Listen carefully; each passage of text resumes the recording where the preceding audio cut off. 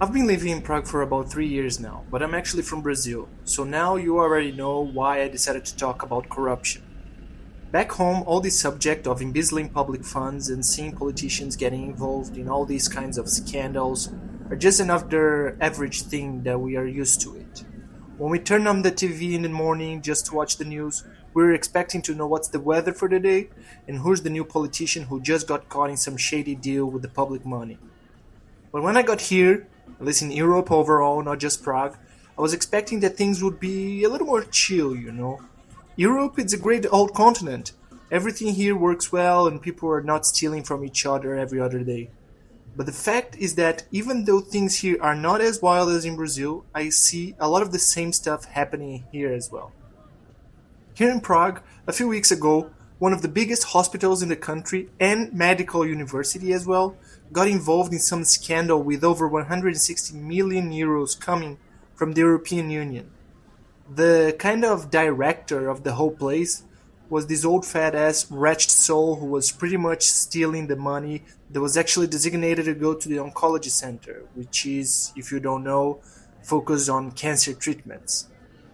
This Don Corleone wannabe was even extorting money from the small restaurant owners that were operating in the hospital area. And for me, the most fucked up thing about these and all of these stories is when we see these older guys involved in it. Because if the man is that old and is still causing this kind of trouble, they most probably have been doing this for a while. I'm not 50 years old yet, but I don't think that you just decide to become a scumbag at that age. Most people like that were probably doing the shit for years and years, but they just happen to get caught now that they are already old. So when I look into this Prague hospital thing, it made me wonder what other kinds of shit that this director must have been involved with. Especially when I found out that he used to be the freaking health minister of the Czech Republic just a few years ago. And this is just one case that really happened more recently here. I know that there are many other stories that I'm not even aware of. This whole area of the Central and East Europe kind of have inherited some of these bad genes of corruption from the years of communism, where there were a lot of news and stories about politicians and big personalities that were involved in corruption schemes of just different kinds. But what gets my attention is why, even though this kind of stuff happens here as well, things still kind of work properly most of the time. I mean, at least here in Czechia, health services are still great. Transportation, safety, a lot of these main public services still operate well, even with all these stories of being underfunded, since those pricks just take the cash for themselves or to whoever they own money for. And I just want to make clear here that I am no economist to be talking about the assets distribution of these different funds, and no sociologist to be analyzing the behavior of different European crooked politicians in comparison to Latin America.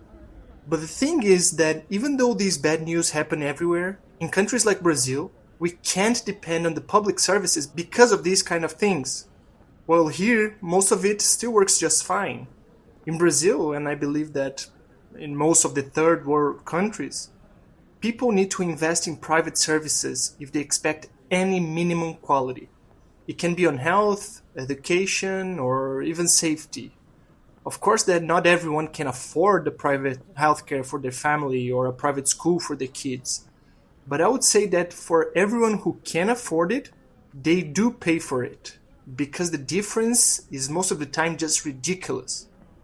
And this made me wonder, maybe the corruption in most European countries is just not as impactful because they have these extra funds coming from the EU to just simply finance all these scammers and still have some national budget left to actually spend on the projects being managed. Kind of as if, EU would be the sugar daddy of all these smaller countries, like Czech Republic, for example. I think that except for Germany and France, who actually spend some money funding the EU, this extra budget comes almost as a free money for all the countries like here. So they can just spend more. Maybe without the European Union to finance this whole party, a lot of other countries in this continent would be in the deep shit. It's It's pretty much as if you have just a friends organizing a New Year's Eve party. Think about that. You are all together and you pooled 500 euros. So one of your rich friends actually doubled it for 1,000. And now the one guy who's organizing the party, he goes and spends 500 euros on the drinks and the snacks, everything that you need for the party. The other 500, he just spends at the whorehouse, whatever. With these 500 euros in drinks, you can have a nice party, so it's still alright. But for the next year, if your rich friend does not join, the organizer will have to cut his whorehouse expenses to 400, and there will only be 100 left to be used for the drinks. Now, you and all your friends will be spending the New Year's Eve hungry and sober. Look how amazing. There ain't no better way of purification than starting a new year like that, right? Just getting prepared for the long year ahead. Meanwhile, in Brazil, since we have no rich friends like the EU to bring some extra cash into the table, all the corruption schemes are just made from the shorted budget that the population pooled with their taxes. And then, the hospitals just end up having no repairs for years, being understaffed, and with lines that might make you wait for months to get one appointment with a doctor. So now, if you think about the story of the friends preparing their New Year's Eve party, think that besides the fact that now the organizer only has 100 euros spending on the stuff for the party, because the other 400 were wasted on prostitutes, don't worry about those. One of the other friends that are going to this party is actually a drug dealer, and he bribed the organizer to spend these 100 euros in weed so they can both resell it and share the profit in the party. This is kind of the extra perk that we have in Brazilian politics. Besides the empty souls of egoistic politicians there are different mafias that manage the drug economy in the country. And to have things operating as they want to, they must have allies in the public office to just, facilitate their lives. Besides the huge market of crackheads and drug addicts that we just have in Brazil itself, this Brazilian drug mafia also works with more than that. They have multinational businesses that could make them go public in Nasdaq if they wanted to. If you live in Europe, for example, the cocaine that you or your friend are sniffing at the party when you're both drunk and acting like soulless people with no perspective or purpose comes from South America.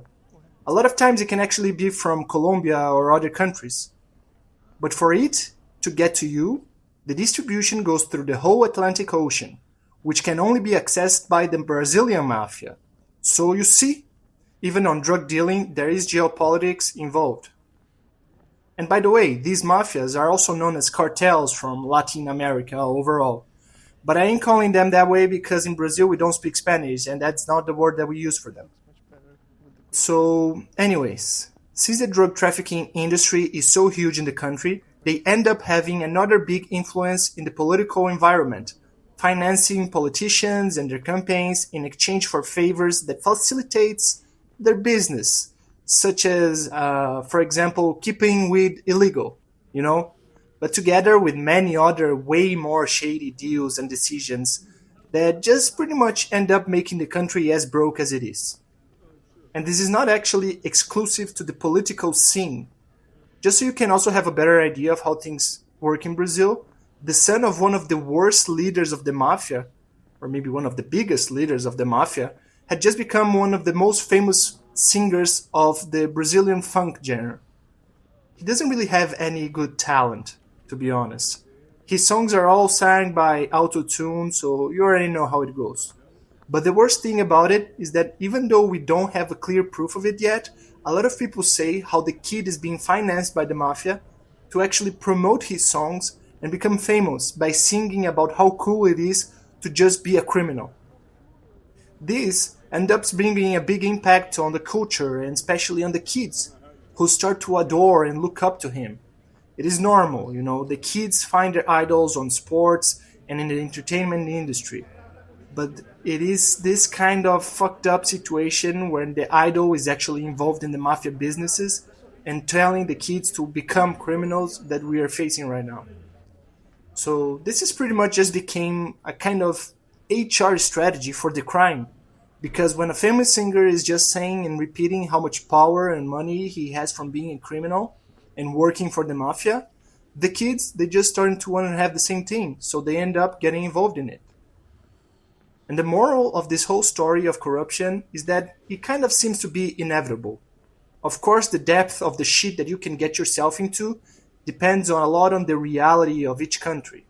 But overall, the best thing we can expect for politicians is to acting according to this famous motto that one older Brazilian politician used to say, which was steal it, but do it, you know? You already know they're all gonna steal and do shit, but at least expect something out of it. We all are already expecting things to be as bad as they can, but can't we at least see some minimal things going on and being done out of it? Of course that the grass is always greener somewhere else, but sometimes looking at how worse things could be can also help us be a little more content with what we have. But this is actually very funny because it reminds me of this old folklore story that my grandfather used to tell me when I was little. Back in his time, people used to say how those people who watch almost 10 minutes of a YouTube video but do not subscribe or not even give a like at it are just all love deprived. And every time someone commits this kind of mistake of ignoring the like or subscription button, the ghost of loneliness and rejection just comes to hunt them at night. So, of course this is of no interest of mine, but since it is of my personality to just be friendly and helpful to others, I wanted to bring up this quick heads up for you to make sure that you won't have any trouble with it this night.